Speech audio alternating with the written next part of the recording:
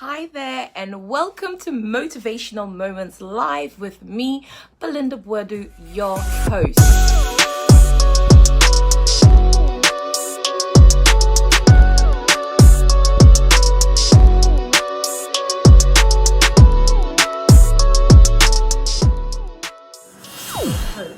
It's so good to be back on your screens once again.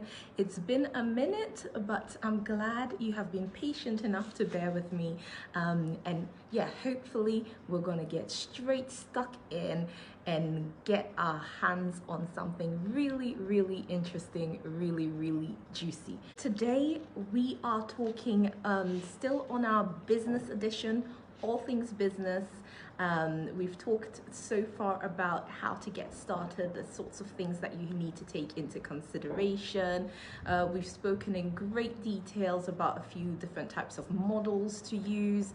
And today, I promised last time I was on that we would be dealing with customer service in our next session, and that is exactly what I'm going to do today. We're going to talk about customer service, right? And if you're running a business, if you have products, if you provide services, this is something that you definitely want to ensure you are listening to and that you are really taking notes on, because it can certainly make the difference between, sort of how you're doing now and how great you can be doing in the very near future. So if you are ready, I am ready.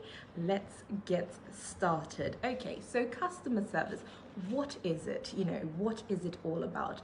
People assume that it's simply the idea of being nice or being good to your customers, and yes, that is a huge element of it. It's very important, but actually customer service truly is more defined as how well you interact with your customers before they make their purchases or you provide a service for them, during the process of, as well as after, right? So it's not just looking at, okay, a customer's gotten in touch with you, they're on the phone with you, how lovely were you during that process of time. It's looking at the whole spectrum from start to even beyond finish, right? So the idea of it is that how did the customer sort of come to know about your service and your product to start with? What idea do you give them about your brand the moment they come across your company or your business? So, for example, if they came across you on a social media page, what sort of impression did you form on that social media page? Was the information they were able to access clear and concise, or did they have to go digging all over the place for it? Did it seem that you were a friendly, approachable company, or did it quite feel like really a far off and a company that they rather not be dealing with because it's all too hoity-toity and high and mighty? So you have to be thinking about, okay, what is the immediate impression that a customer forms when they come across my business? Especially nowadays when we have the whole world of social media and where customers feel like they immediately have access to you, it's even more important that you are strong on that immediate first impression, and that beyond that first impression, you're able to hook customers on. Lately, I've been dealing with different companies, different brands that I've had nothing to do with in the past. I've maybe stumbled upon their pages on the likes of Instagram or what have you, and then I reach out to them because perhaps whatever they're providing is something that I'm interested in, and in the back of my mind, I've really been taking notice and making a good assessment of how these individuals are interacting with me, and I am far more likely to really open up and engage with them if they seem super receptive, very responsive to my inquiries. So I mean, these are crucial steps that need to be taken by any business owner to ensure that you are hooking the customer and that they're going to come back to you time and time again. So there are top qualities that you as a business owner, or if you're working within a business and you provide the customer service service, there are key things that you need to have as your qualities, right? You need to be professional. I mean, that goes without saying.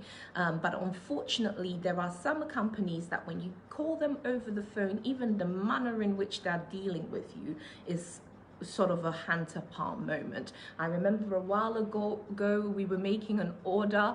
My husband and I were making an order to a particular restaurant, something that we wanted to go and pick up. And in the process of giving our order, literally the individual we were dealing with constantly kept going, hold on, I'm coming, hold on, I'm coming, hold on, I'm coming. And it gets frustrating because at that point in time, when I, as the customer, am dealing with you, I want to know that all your focus and attention is 100% on me. Unfortunately, the customer isn't exactly going to care if your kitchen is on fire or if your building is on fire. As long as you have picked up the phone, you need to ensure that all your focus, all your attention is on that customer that you have, on the phone and that you are dealing with. In another occasion, another such restaurant, we had someone on the line who was totally away with the fairies, and whilst taking the orders actually sort of absent-minded me, said, oh, the F word. And it was like, pardon? Like, okay, like you don't know who I am, you don't know who you're dealing with, you don't know whether that's going to be okay in my ears, you don't know if you are on loudspeaker and I have my kids around. I mean, that is something that you just do not do. I would have hoped that that's not an example that I would have to bring up, but this is something that certainly happened to me. She wasn't swearing at me, just to make that quite clear, but she was frustrated within her environment, and out loud she gave out those expletives, and it was not okay. We kind of, to make her feel a little bit comfortable, we said, take it easy, calm down, but it was not okay. It's not my job as a customer to help you get through your day. So these are things that are critically important. And if you're a business owner and you have people working for you, I mean, training on telephone manner is so crucial. Don't take it for granted, and don't assume that every person is going to know how to handle people over the phone. There is a difference between picking up your personal phone where you can literally sound how you please, because that's your phone, and there's obviously answering a business phone that is extremely important to ensure you are sounding professional and that the person on the other line has the perfect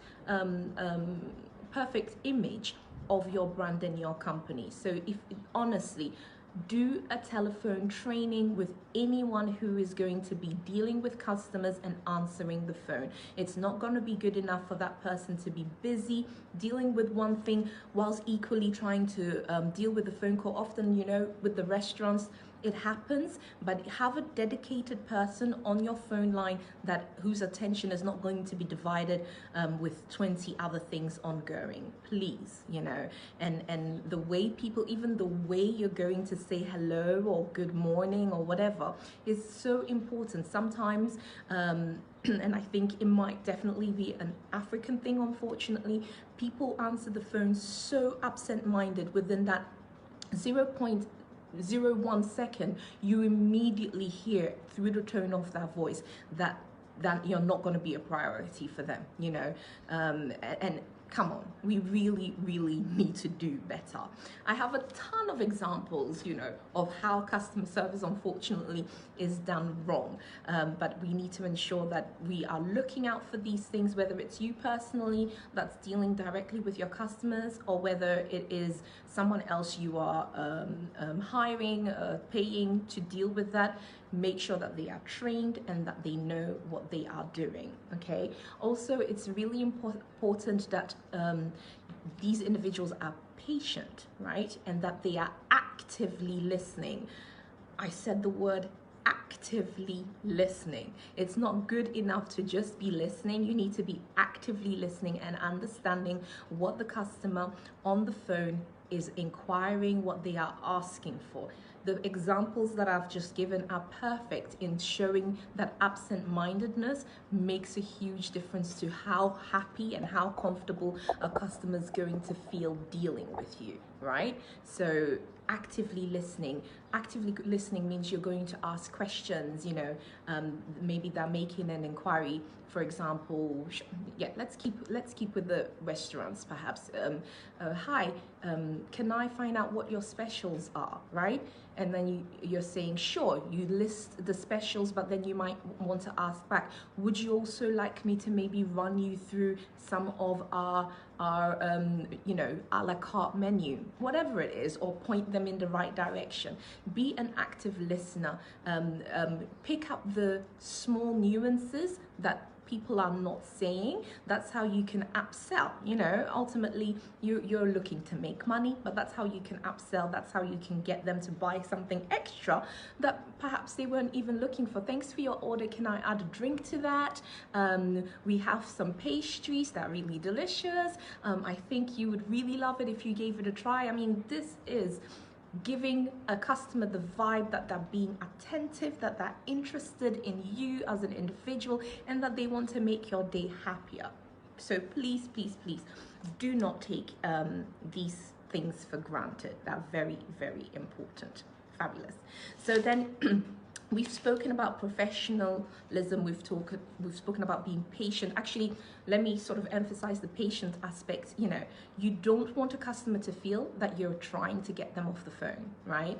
That maybe you have other customers in the shop or in the restaurant or wherever, and that the phone call is a nuisance and that you're trying to get them off the phone. If you are busy at that point in time, let's say, for example, you are a sole trader, you're running things on your own, you have customers within the shop, you have someone on the phone, of course you don't want to miss out on a sale, right? So if you pick up the phone and you might be busy with a customer presently in front of you, take that person's number, apologize to them, let them know that you call them shortly as soon as you have a few minutes available, but right now you are the only person available, and there is a customer with you in person.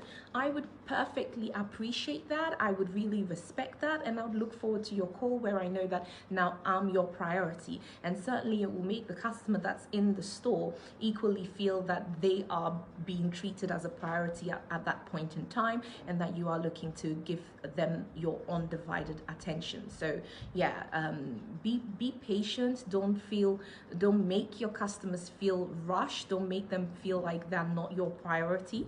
Don't make them feel like they are secondary in that situation. So yeah, professionalism, patience, active listening, and then you also want to be really people-centered. You know, it's not, if not everyone is a people's person. Let's not lie to ourselves. Some people tend to want to be behind the scenes. They don't want to really be dealing with all that interacting stuff. They are not naturally inclined to be personable. And if that's you, get someone who is, you know, get someone on board who is that type of people-centered. And even if it means you have to if you can't, perhaps financial constraints, and you have to psych yourself up to be that way, then do. Because if you're running a business, you want the business to run successfully, and you want to ensure that, yeah, people are happy dealing with you, and are happy to recommend others to come and deal with you, and they're gonna come back when they need your services again. There are so many businesses that I've dealt with that literally got crossed off my list. Like, because of the experience I have, trust me, never again. It's just not happening. I want to give another example of patience. Very recently, I think it was literally 2 days ago, I went to a supermarket, and I went to the deli counter of the supermarket wanting to buy something.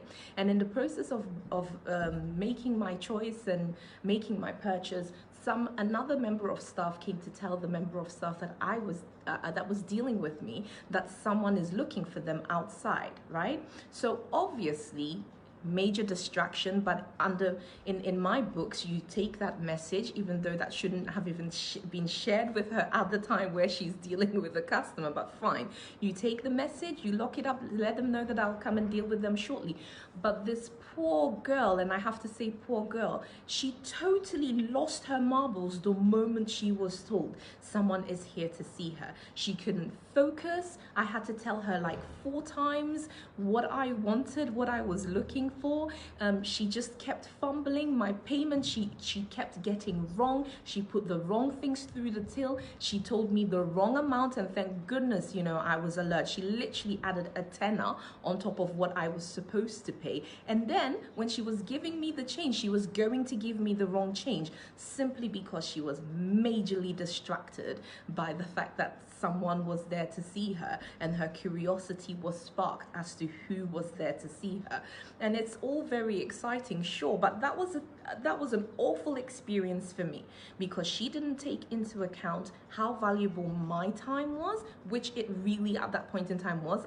I needed to rush off, but I have a tendency to want to be polite. So I wasn't necessarily going to rush her, but it was just like, come on, you should really know better.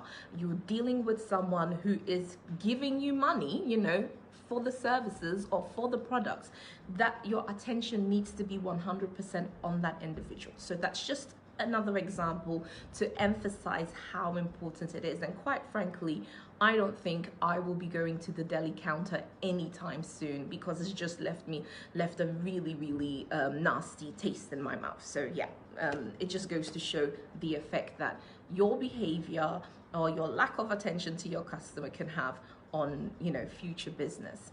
So yeah, be people-centered. So those are some of the top qualities that you really want to possess, or you want to ensure that whoever you've got on the job dealing with, who's customer facing. So the person doesn't have to be a customer service representative. As at the moment you are customer facing and customer focused, you must have these qualities. If you're not working in the back office somewhere, accounting, whatnot, and you're dealing with customers, you have to have these qualities. So yeah, do take note of them and ensure that you can tick box yourself, or you can tick box your staff, and be happy that they possess these qualities. So what does providing excellent customer service actually mean? We've spoken about the top qualities that the individuals must possess. Now we're looking at what excellent customer service actually looks like. And like I said, first of all, you have to really value your customers' time.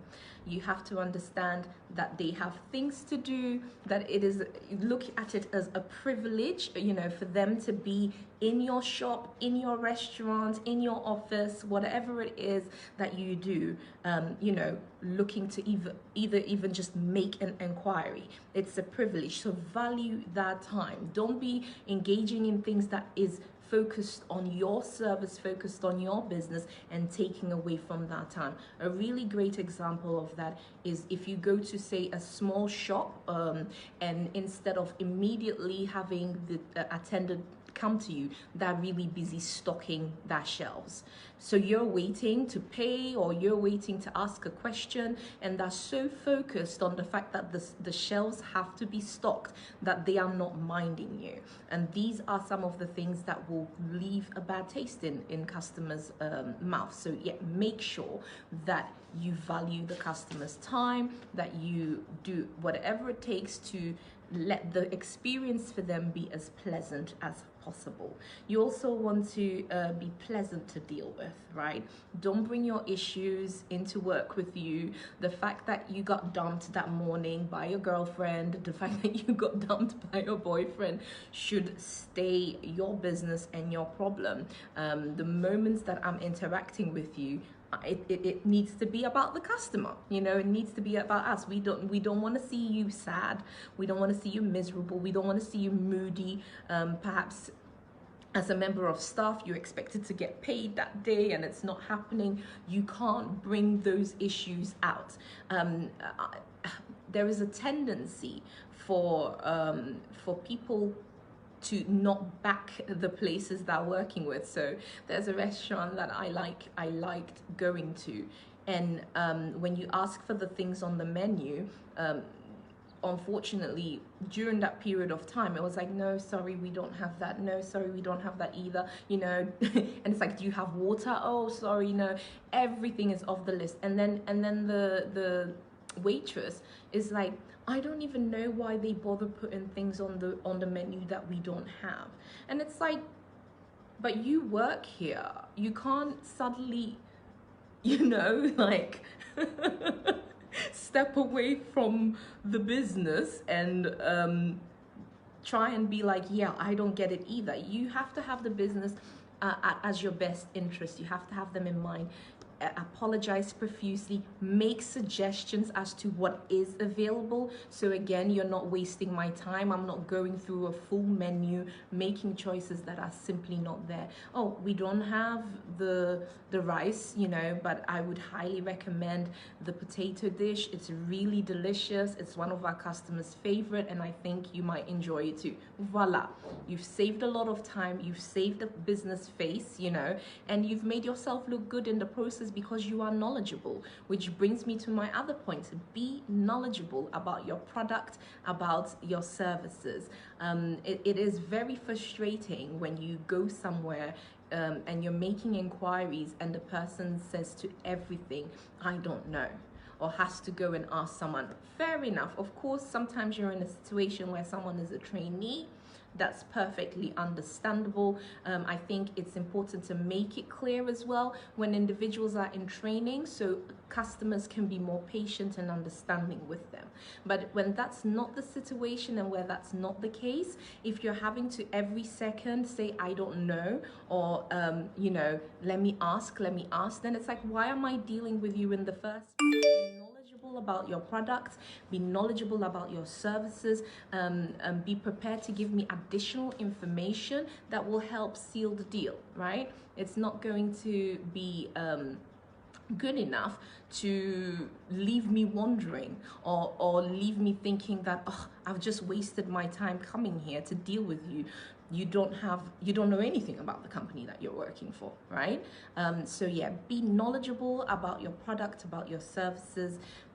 Fair enough, there are occasions where the customer might ask something that you honestly don't know, but make them feel like you are willing to find out, right? Let them know that, my manager usually deals with that. She's not available. I can call her up and ask, or I can, whatever the suitable answer is, make them feel like you're really, really going the extra mile to provide them with the information they seek. Voila. Be resourceful, don't make the customer feel like you're not available to them, right? So in the same light where you're being knowledgeable, be resourceful, be on hand, be available to them, to help where needed.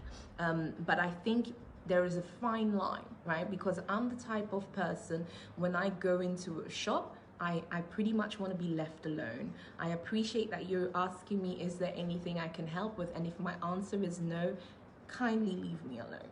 Don't hover around me.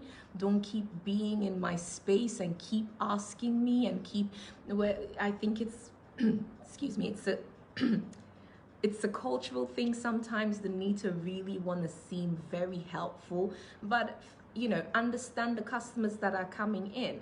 Read the room, as they say, catch the vibe. If that's not what the person is looking for, respectfully give them space. When they need you, they will ask for you. You've introduced yourself. You've said, hi, my name is Belinda. Can I help you with anything? No, not for the moment. I'm browsing, or I know what I'm getting. And then say, yeah, okay, I'm just here. If you need me, just let me know. Simple. So when I need you, I'll come and find you, right? So don't cross that boundary between being available and resourceful into being almost like stalkerish. No one wants that. No one wants to be made to feel uncomfortable during that shopping experience or whatever it is that they're doing. Okay, and then I think go the extra mile. If you've told a customer during a phone inquiry, even if they messaged you via social media that you'll find out and you'll get back to them, find out and get back to them. Go the extra mile to even if you don't have the product. Say for example, they've inquired about something, and you didn't have it, go the extra mile to message them and say, we're going to have new stock coming in on Thursday. I've placed an order for that product to come in for you, so please come in on Thursday and we'll have it available to you. I mean, that will make me feel pretty darn special to know that, wow, you've really gone the extra mile. So go the extra mile for your customers. For some of you, it might mean that in the process of delivering something, you put in something extra. I have a few businesses that I order certain products from, my vegetables, things like that, and it always delights me beyond belief when there is like an extra something in there, however small it is, that I didn't order, like a couple of herbs that I didn't order. It makes me so excited, and it guarantees that I'm going to keep on, ensuring that I go back to that same business time and time again. I've ordered 3 of something, there's a 4th one in there. All of these things are super exciting. Of course, you want to ensure that you're keeping your business profitable, but it doesn't have to cost an arm and a leg. It really doesn't have to be something that puts you completely out, but these tiny little gestures go a really long way. There is a particular brand, like a hair brand. When you order a hair bundle, they will add some lashes to it. I don't wear lashes, but it's always really pleasant to receive it and know that, okay, when you do decide that you want to wear lashes, this is something that you can have. And I think it's also a great way of perhaps introducing samples or a new product or whatnot to your customers. So, if they are used to ordering a particular thing from you, if you put a little sample of something else in there, it excites them, it shows that you've gone the extra mile for them, but it also introduces them to, a product of yours that they may have not been familiar with. So I hope that's nice and clear. You also want to be a problem solver, right? When they come with that inquiries, when there is a problem, sometimes there are problems, right? So if a customer comes to you and says, the food that I ordered was too salty, or you gave me the wrong item, unfortunately, there is this behavior in Africa where it's like, well, that's not my problem, but it is your problem. It's your product, it's your thing, and it's not to a satisfactory level. So if someone comes to you and says, I wasn't happy with what I received, you really need to put your problem-solving hat on and ensure that you are making them happy. I'm really sorry, can I change that for you? But the amount of times I've gone somewhere, been given food that is absolutely disgusting, brought that attention to them, and then they're just like, yeah, the oven, the fire was a bit too hot, sorry. I didn't get a new plate, I still had to pay my bill, so what is the sorry?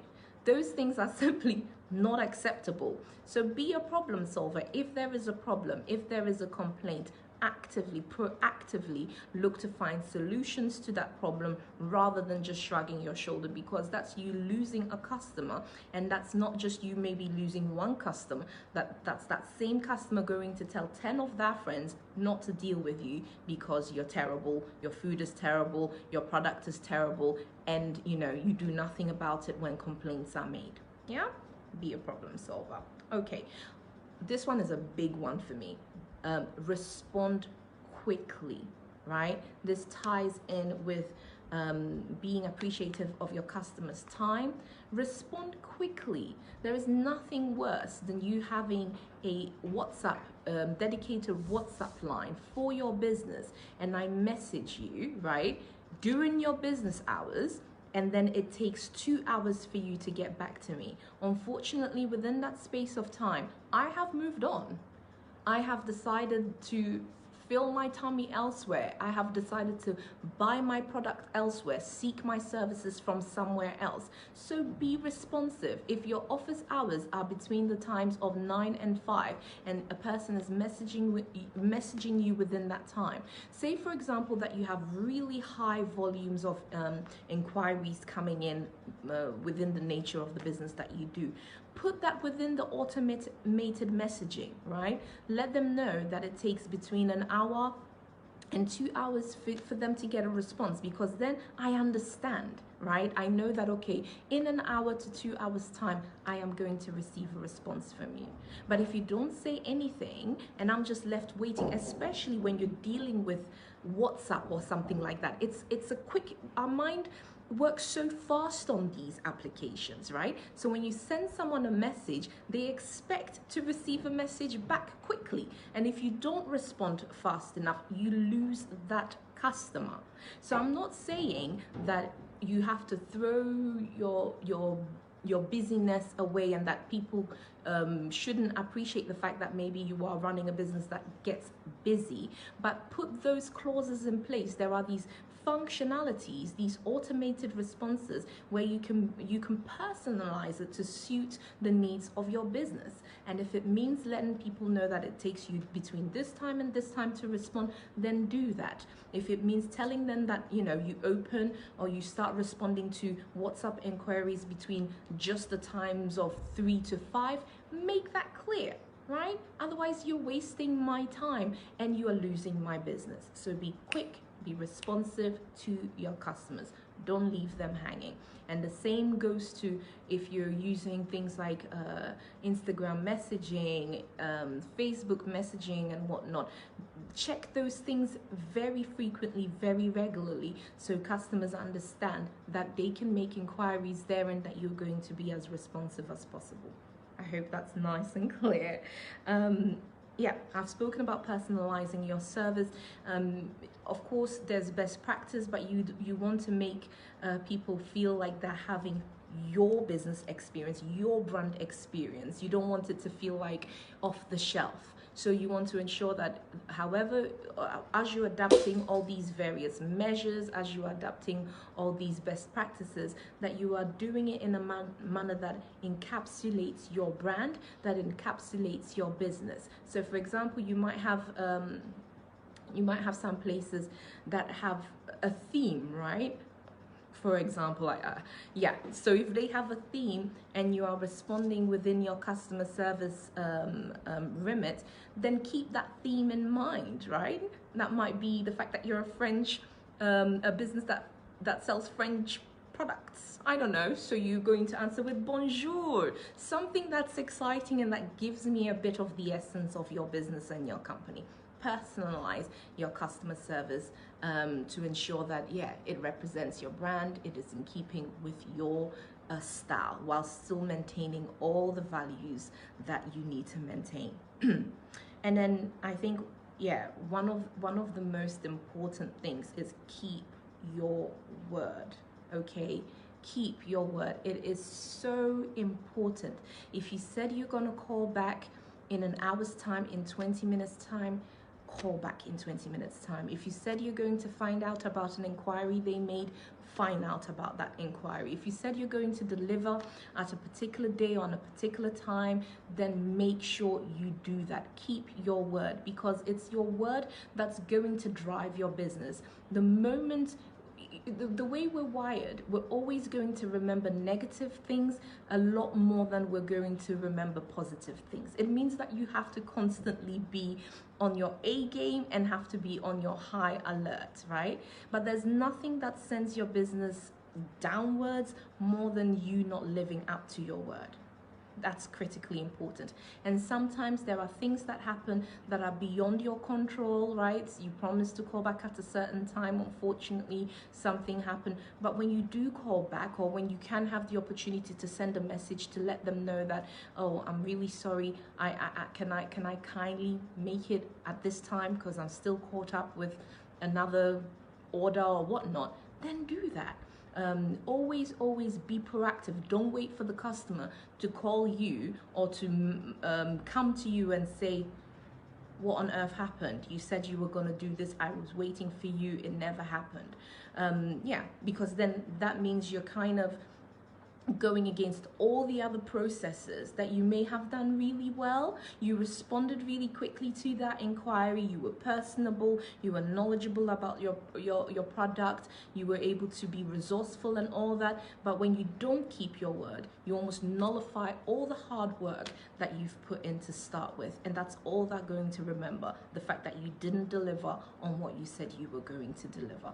So if there is an issue, if you can't do what you said you were going to do, then please make sure that you are proactive in informing the customer that there is a change to what you had promised, but you're going to really make sure that the new target set, you're going to meet it.